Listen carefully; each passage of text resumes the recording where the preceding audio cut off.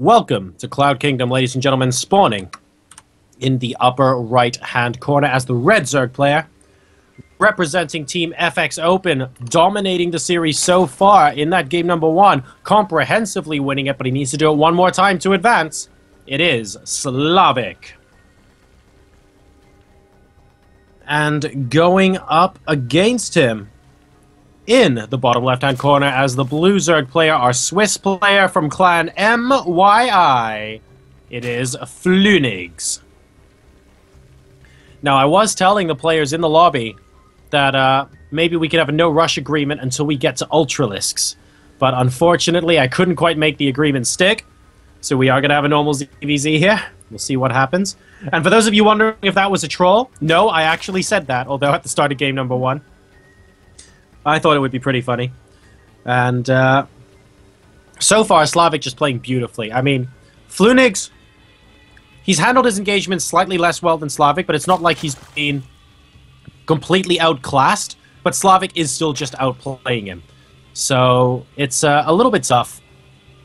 And he's going to have to think, especially in a ZVZ, throwing in a cheese effectively means an early pull or hidden tech.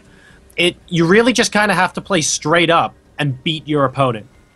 And if you're able to do that, then that's great. But there's a little bit less of chucking in really, really crazy builds in this mirror matchup. So it's going to be a bit difficult, but let's see if he can gather his composure and come back in this. We have a pull and a gas coming down from FluNigs, and only a pull coming down from Slavik so far. So Slavik probably going to be following this up with a hatchery. And FluNigs will have his a little bit later, but he will have Zergling speed a bit faster as well.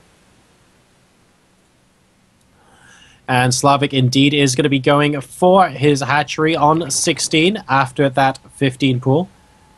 And we actually see a gas and pool popping out from FluNigs, and he will be going for his hatchery as well. So very slightly later than Slavik, of course, because he did, in fact, take that gas as well. And there is the hatchery going down at the natural expansion of FluNigs.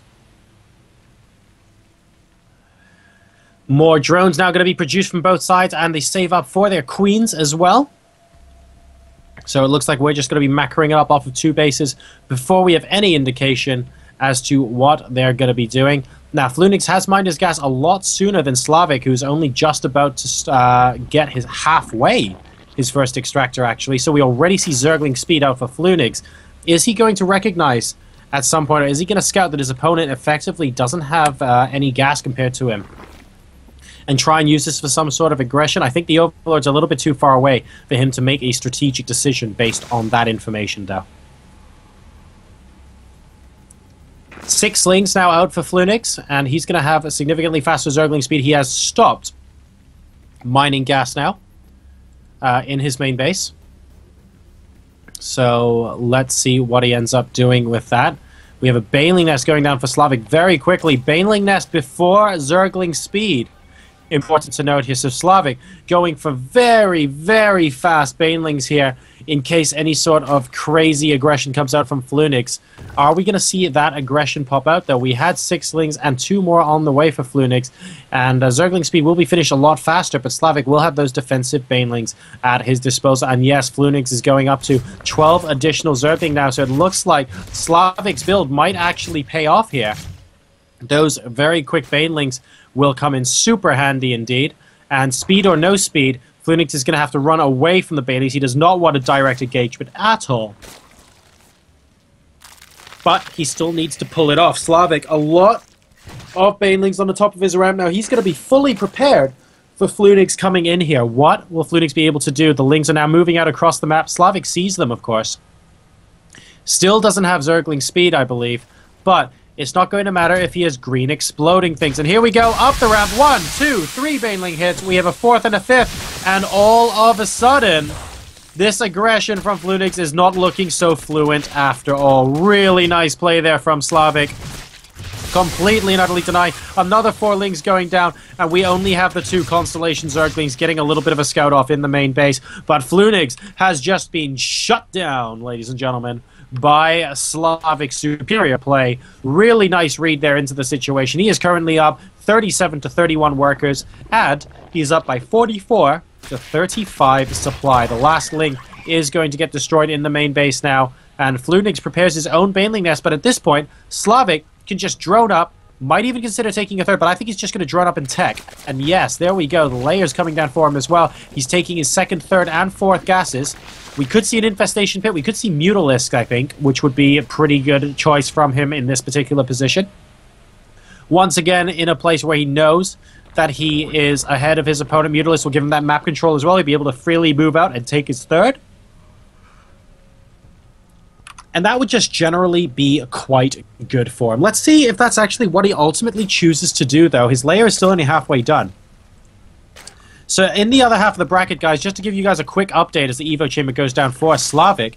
Slavik is currently playing FluNigs. And we also have L Nomad, by the looks of things. Nomad going up against Western Wolves Fargo. And the winners of those two matches will play in what looks to be the quarterfinals. VP BenQ's Turk and Orc are in another quarterfinal. That is huge. Fuses into the quarterfinal after beating Lau, as we know. Hayes is going to go up against Teffel, two very strong players there. And Strelok is going up against Kras. So excellent excellent matches being lined up for the quarterfinals here. And that will surely set us well for the semis, where we get to decide two players who win £100 each. £150 worth of travel, accommodation paid for, and VIP tickets to I-47, where the ESET UK Masters Final will take place. They're going to be seated directly into the round of 16. We have now got the Spire, as predicted, up for FXO Slavik, which is currently about halfway done, and the layer a little bit later on for FluNigs as well. What kind of tech does he have, though? He's getting a macro hatchery. So he's going to have a decent number of larvae to work with, but really, it's just roaches at this point, and he's getting his third because he has seen Slavik's gotten his third. But look at this. Oh my god, a lot of slowlings and banelings going to be moving into this third base location. And this is huge, actually, because he gets a complete surround on that hatch. Instant cancel. Or not even a cancel. And FluNigs here, unfortunately, is falling apart ever so slightly. He's moving in with some of his own banelings, but Slavik has banelings of his own. And we're going to see a mini knife fight here as FluNigs goes for 9 roaches. I wouldn't be surprised to see Mutalisk come out of Slavik very, very soon indeed. And here we go. 4 lings moving straight in. Oh, very, very nice there. Trading 2 banelings for 4 effectively was FluNigs. But now Slavik moving in with the Zerglings, and this could be absolutely huge. We might not even need the Mutalisk on the field right now. 2 queens are going to go down. A spine crawler trying its best to kill off as many of these lings as he can, but he's just moving straight into the main base. Going to pick off a couple of drones here, or maybe even the queen. Will he get the queen? This is going to be very close. I don't think he'll get the queen here. And there we go. But 8 mutas are now out on the map, and he's got roaches to defend against a potential roach push coming out from FluNigs as well. And he could leave these 8 mutas and even just like move up until he has 10 or 20, but it looks like he's just going to be flying them straight across the map to the third base location, even ignoring the overlords. He knows he can pick them off at any time he wants.